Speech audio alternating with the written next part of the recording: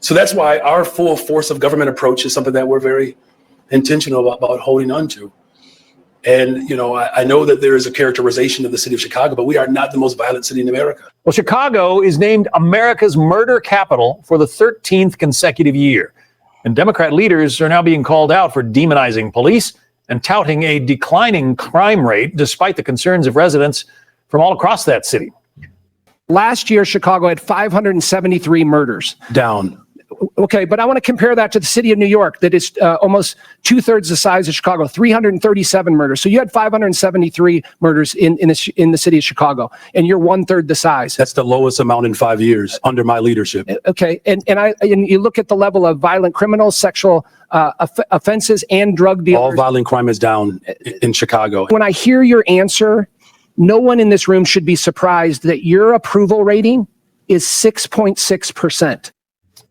Chicago Mayor Brandon Johnson, again, is in the hot seat for destroying a city. Now, we know Chicago has historically been a violent place, but this year, the previous year, this year, for 2024, Chicago has been named the murder capital with something like 530 murders.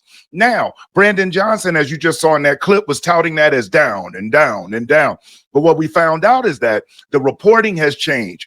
Anything that happens, let's say if it's 20 feet outside of what the city of Chicago would consider to be the city of Chicago, they don't even classify it or label it as for the city of Chicago. They distance it or put it off on another suburb or something like that, even though the residents that have perpetuated the crime are from Chicago, even though the incident happened right on the border or right within Chicago, they just won't report it as that. So are the numbers really down, or are they cooking the books? And as you're going to hear in this video, people that are on the ground in Chicago are going to tell you how they've been cooking the books. But with Chicago being the murder capital of the country right now, what's going on in Chicago right now as we speak is outrageous. They call it the teen takeover. Now, Brandon Johnson has some pretty choice words to say about President Trump and how the White House is being ran. But then we're going to take a look into his backyard and see what he's doing. So check out this clip of what Brandon Johnson had to say about the president trying to call him out. And then we're going to take a look at exactly what's going on in Chicago and why this should concern you, because it may be coming to a city near you. Check this out. That White House is being ran in one of the most raggedy forms of government that I've ever seen. If anybody is questioning whether or not what our country would look like had the Confederacy won, there should be no question now. Now, one of the things that Brandon Johnson does, and like most of these race hustlers, they love to invoke race. And if you're a white person or Hispanic or Asian watching this, this is not how all black people see the world. These Democrat politicians, whenever they're being called out for something they're doing, they always want to turn it into race. Oh, if my people and enslaved this in this country and built this. But those people are the biggest offenders of victimizing black people far more than any white person, Asian person, or anybody else. Most destruction and harm done to black people is self-harm. It's from Democrat leaders like him. Now, let's take a look into his city of Chicago and what's going on this past weekend, the weekend of March the 28th and the weekend of March the 29th. What's going on in Chicago? And remember, the summer is right around the corner. And these folks, it's like they want the turmoil. Democrats love the unrest. That's why they wanted to defund the police, because if they let the crime wave come across the city, the residents will beg for the government to step in, i.e. when they demand government control. Now, here the government is to save the day. And whenever the government comes in, it's never good for the people. So take a look at what's going on in Brandon Johnson's backyard right now.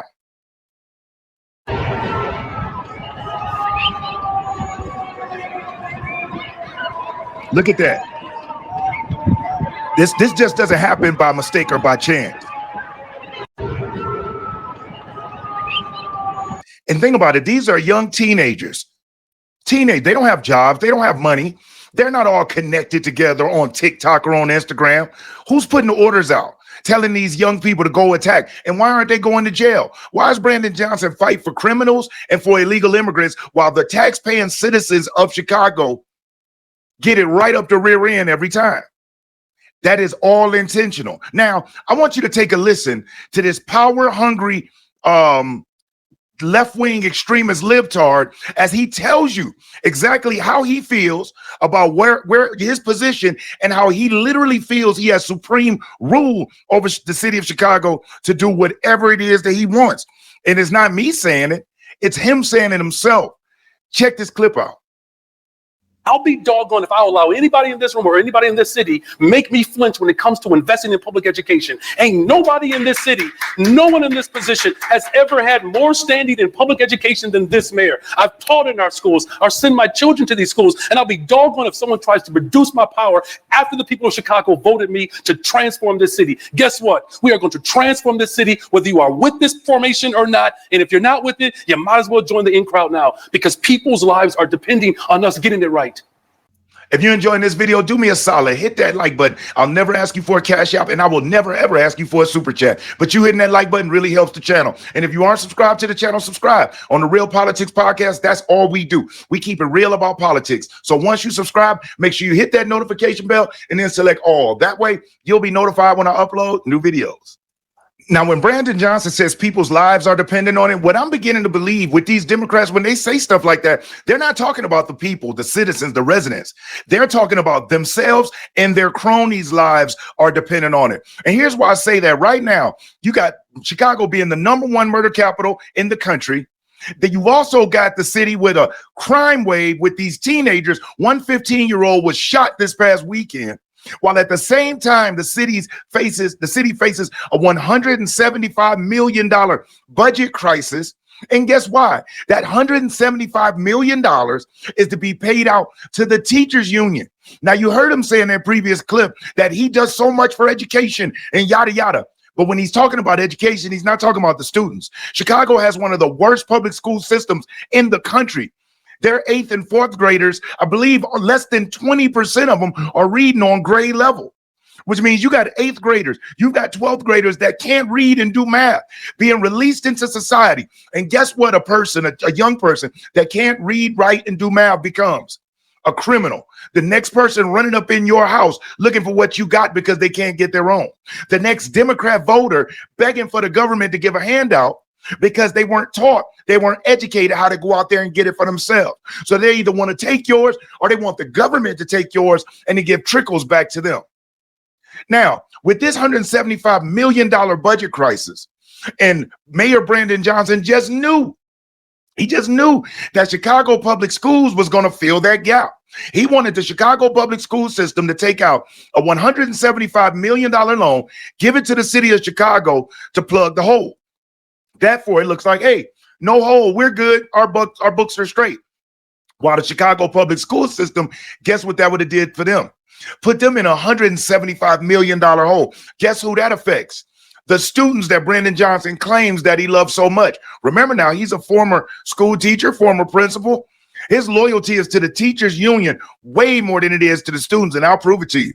Check out this clip when Brandon Johnson is confronted about what he's going to do if the Chicago public schools does not fill that gap. Because in Chicago, they're one of the few cities where the Chicago public school system and the city itself are separate, 2 separate budgets. And thank God, because if it was together, the schools might not even be open if it was left up to the Democrat politicians.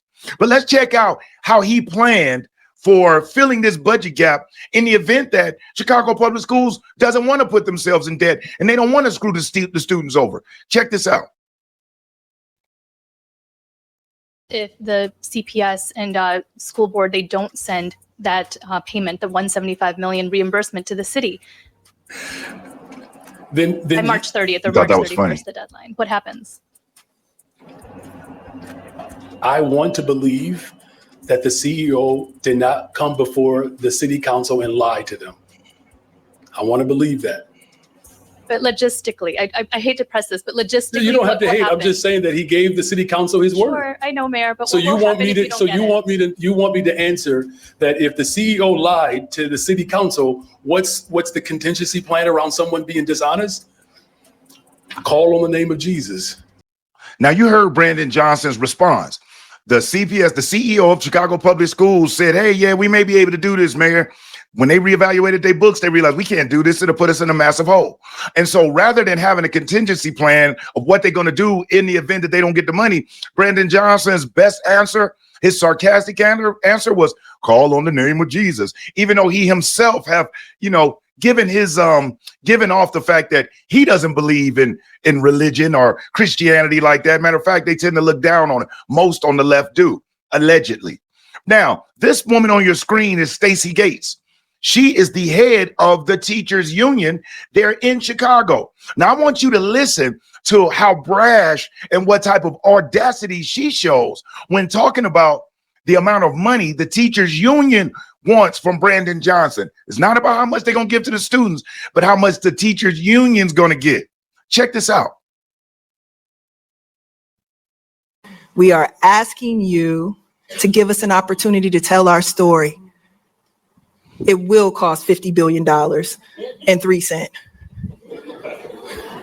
Where's the Civic Federation Committee? Where y'all at? Where y'all table? Yes, it will. And so what? That's audacity. Now, you just heard this woman say it's going to be $50 billion. And what's that $50 billion? Chicago Teachers Union President Stacey Davis Gates says the union contract demands from Chicago Mayor Brandon Johnson will cost the city more than $50 billion and 3 cents. And so what? That's audacity. Now, this woman is right hand right there with Brandon Johnson. So is he focused more on the union or on the students?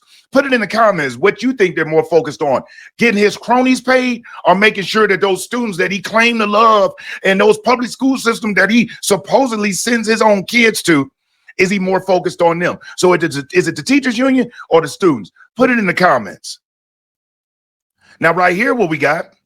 The City Budget Council Chairman Alderman Jason Irvin calls the $175 million an accounting issue and says the city budget and there's no role for council. Says finance officers should work to adjust the books before the end of the week. Now check this out, sent on March the 25.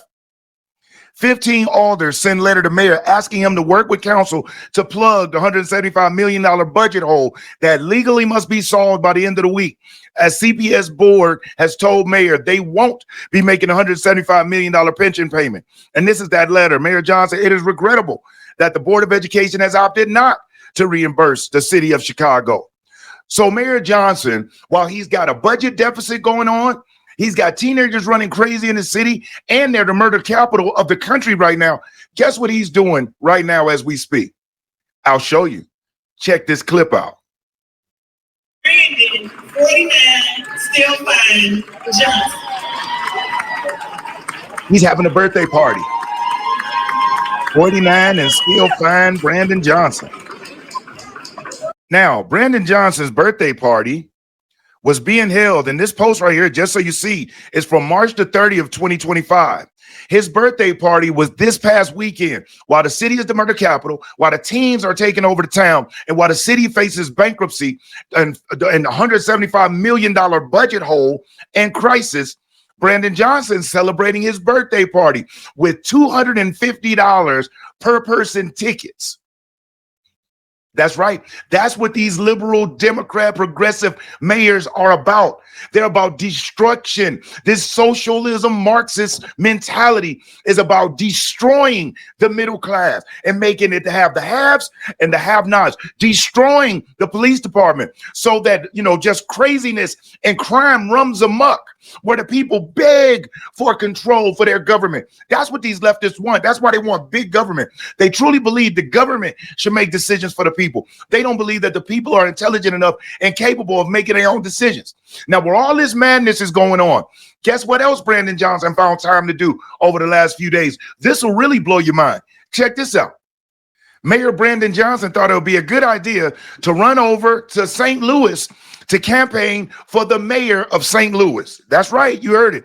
As Chicago grapples with high crime, illegal migration, and nearly $1 billion shortfall for the 2025 fiscal year, with reports of a teen mob takeover downtown yesterday, Brandon Johnson is campaigning in St. Louis for Tashara Jones mayoral election. So St. Louis, if you're from St. Louis and you're watching this woman is connected with Brandon Johnson. Y'all better not elect her if you love your city. Jones has a lot in common with Johnson. She took over a city already in decline, yet her progressive agenda has failed to stop or reverse the downward spiral. Her leadership has been marked by mismanagement and deceit. So let's check out what Brandon Johnson has to say about this particular woman. Let's see. Hey, St. Louis. This is Mayor Tashara Jones here with my brother, Mayor from Chicago, Brandon Johnson.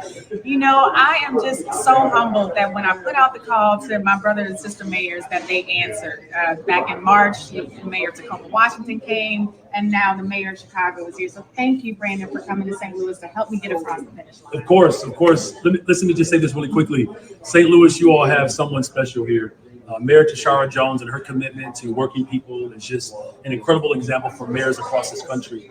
Your investment in young people, your investment in mental health and economic development, that's exactly what St. Louis deserves. So on behalf of the city of Chicago, we're here to just encourage all of the residents of this amazing city, which shout out to Florissant and of course in Hazelwood East. My wife is originally from this area. So I'm here just to support our sister, your mayor, to make sure that those investments that she's made, that we can continue to grow our economy. So get out and vote. Just 11 more days to go. Tashara Jones, you all know who you all have. I know who you all have. So let's make sure we keep what we have. This is insane. So if you live in St. Louis and you just saw that this woman is lying with Brandon Johnson, do not vote that way. But hey, listen, I just wanted to jump on here and share this information with you while Chicago is going to hell in a handbasket. Brandon Johnson is having big bash birthday parties at $250 a ticket and then running over to St. Louis to campaign for another extreme left-wing, leftist, progressive libtard to destroy another once thriving city. We can't let him do it. Chicago, the murder capital. And this man acts like he's doing such a great job with a 6% approval rating.